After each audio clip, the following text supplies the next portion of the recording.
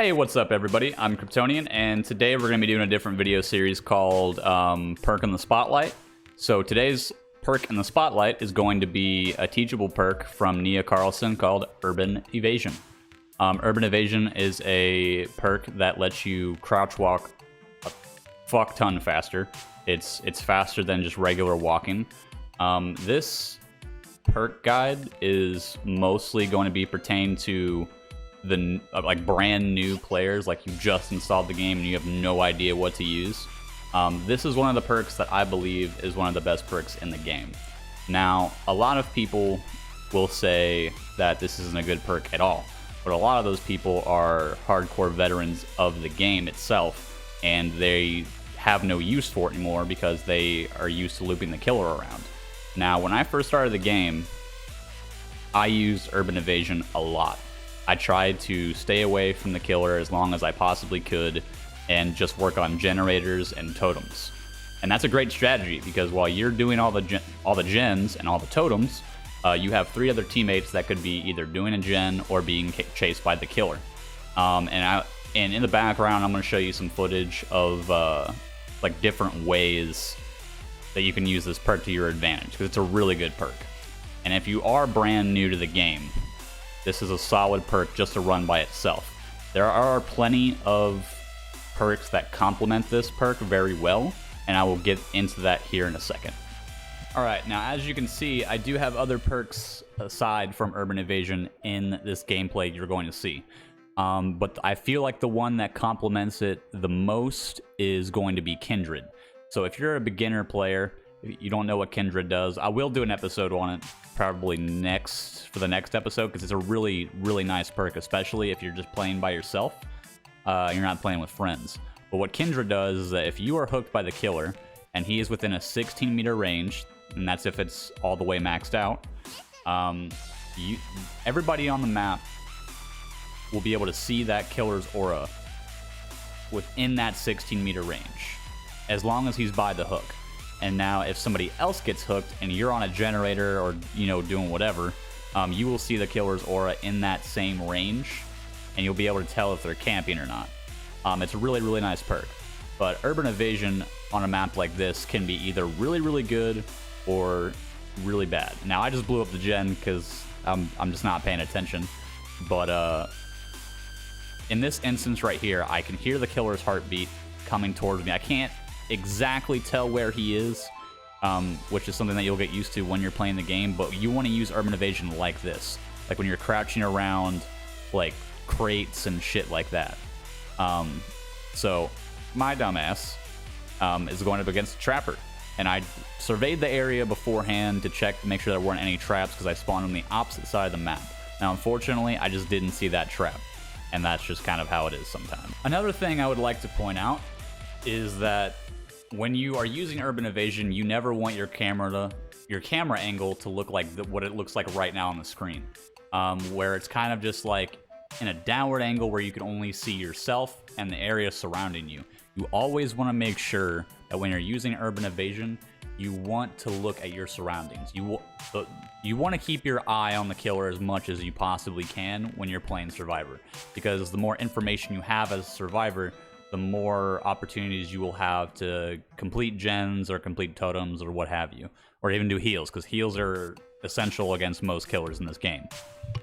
Now, notice as soon as I blow up the gen, I immediately use my Urban Evasion to my advantage, walking around slowly around the building to find a nice little hiding spot, because when you run around, so if I had run away from that generator after I just blew it up, the killer would see my red scratch marks that you leave on the ground when you run as Survivor.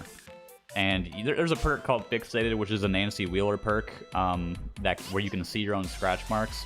But I'll get into that in a different video. But notice that he could not find me right away, so he just moved on. But if you're a really good killer, for the most part, like you'll come back to that gen because you'll know that person is just coming back and forth.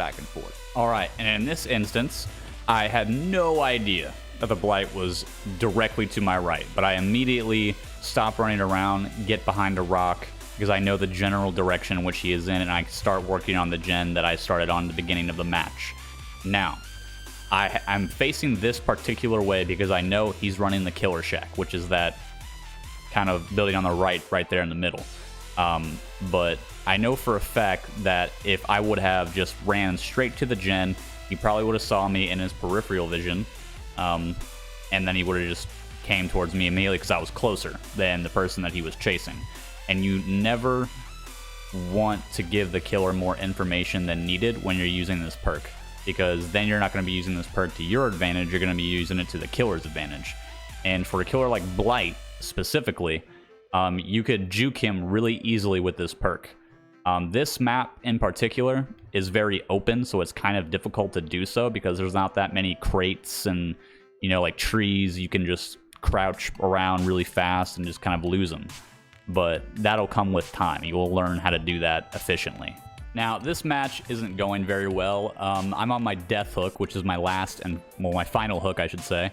And so my main objective is to just get gens done. And I can hear the Blight and I see the Blight immediately. So I crouch and just kind of like stay hidden as much as I can because the David has enough time to throw the pallet and then get some distance on him as much as he possibly can.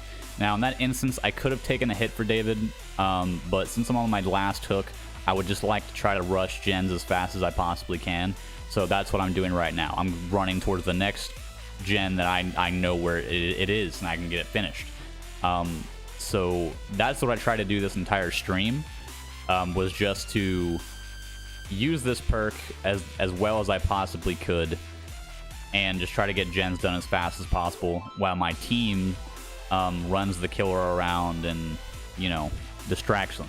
Now, another really good combination that you could run with Urban Evasion is using the perk Spine Chill, which is the, again, bottom left perk with the cat. So what Spine Chill does is when the killer is looking in your direction, the perk will light up, and if you're repairing a gen or doing a totem, the bar will highlight yellow instead of its natural gray. And now, right off the bat, I spawn right next to the killer. That's been my luck for the most part. But the point is that how you use Urban Evasion and Spine Chill together is that, let's say you're doing a generator and you're by a bunch of hay barrels or crates or something like that. So if you see that perk light up, you can either A, jump in a locker, if it's close to you, that is, or you can start Urban Evasioning around said crates or hay, what have you, and the killer will have a hard time trying to find you. And it works out really, really well. When I first started playing this game, like I said, I use this perk a lot, and it helps so much. Now, the killer could not find me because I used my running to my advantage, because I just ran around in a direction, kind of lead him off the chase, and I started Urban Evasioning in the opposite direction in which I thought he might go, which I was correct. I would also like to preface while saying that Spine Chill is a perk that is not a teachable perk. It is a base perk in the game for all survivors to get in your blood web. It's just a matter of getting it in your blood web and unlocking it to its max potential, which I think it's only like a speed boost potential. I will put up the description of the perk on the screen for you, just so you know what it says. Now, Urban Evasion does require you to have a general sense of map awareness.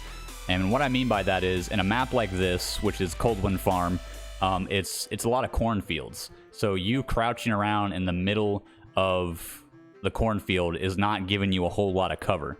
Now, you can use it in my previous statement to where you run in a direction and then Urban Evasion the opposite way to throw them off, but half the time it doesn't really work that well. You could get lucky, like I did, and that happens in most instances on this map, but as you just saw, I ran right into the killer, and I tried to run in a direction to kind of throw him off and start Urban Evasion in the opposite way, but he saw me. He's not dumb. He has eyes, and he can also hear me moaning now that I'm injured. So he has just more information to take to his advantage. And for the final perfect combination to use with Urban Evasion is the perk Iron Will. Bottom left corner with the man, it looks like he's holding a bar in his mouth. Now, that is a teachable perk that you get from the survivor Jake. It is a perk that lets you, when you're injured, you have no sound, essentially. Now, unless the killer is using a perk called Strider, it's going to be really great for you. I can explain Strider when I get to the killer side of perks. It's not really that big of a deal. Most people that use it are spirits, and it makes Iron Will useless, essentially. So the ideal situation that you want to use this perk combination in is that if you're injured and you're around a crates or what have you, that you have decent enough cover to evade the killer, you will make no sound whatsoever. So he has no idea that you're as close to him as you are. So it's a win-win situation. And in most situations, I can get out of that and go find somebody, get healed, or heal myself, as long as you have a med kit, inner strength, self-care, what have you. And a really big point I want to make with Iron Will and Urban Evasion using that specific combination is that you have to rely on getting enough distance between you and the killer for you to hide behind something so he doesn't know where you are. Going up against a killer like this, which is he's the Death Slinger, his power is that he can use a gun that can shoot a harpoon at you, and just it's really hard to dodge. You can't dodge it. Like, you can get lucky, but you can't dodge it with strategy. So there's no instance in this game where I can gain enough distance against him so I can crouch behind, some blocks or some barrels or something like that to throw him off the chase. So it's just kind of pointless. This whole game was just me trying to get gens done and saving my teammates, healing my teammates, etc., just so I can, be useful to some degree. And I can't really tell where he is right now, and I run right into him. His terror radius is kind of wild, I'm not gonna lie. And between him and Spirit, those are the only two killers that Iron Will, Urban Evasion aren't gonna be that useful to you. So just keep that in mind when you run this perk combination. And that is all the information I have for you today on the perk Urban Evasion. Again, it is a teachable perk by Nia Carlson, so if you like playing a different character, you will have to unlock it at the stage of 30, 35, or 40. Depends on which level it's at. But once it's available to you, you can use it for any character you want when it appears in the Blood Web. Next week, we'll be doing Kindred. There's no real wrong way to use that, but I'll show you in certain instances on how you can use it to your advantage. Leave a like, subscribe if you want to, if you like the video, and comment down in the section below to let me know if this video was useful to you or not.